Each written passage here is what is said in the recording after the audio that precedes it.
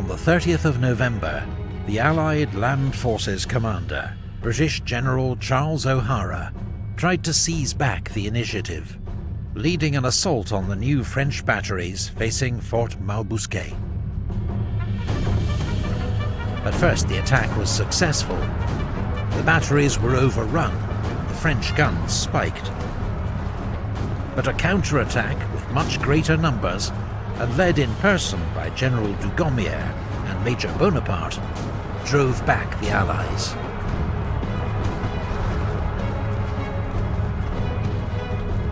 General O'Hara himself was shot through the hand and captured.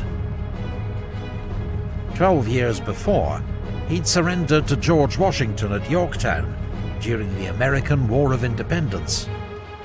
Now he got to surrender to Napoleon Bonaparte.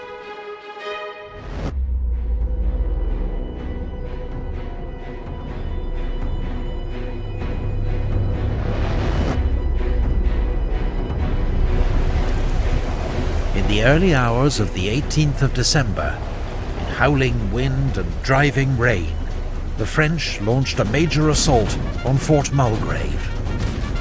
The wet conditions made muskets useless except as clubs or with bayonets.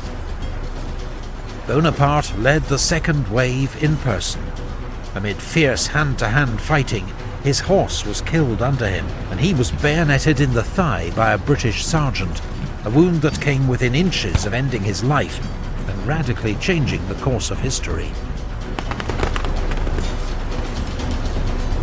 Finally, the Allied garrison was overwhelmed, and Mulgrave fell to the French. Fort L'Aiguillette and Tour de la Balaquière were soon also in French hands.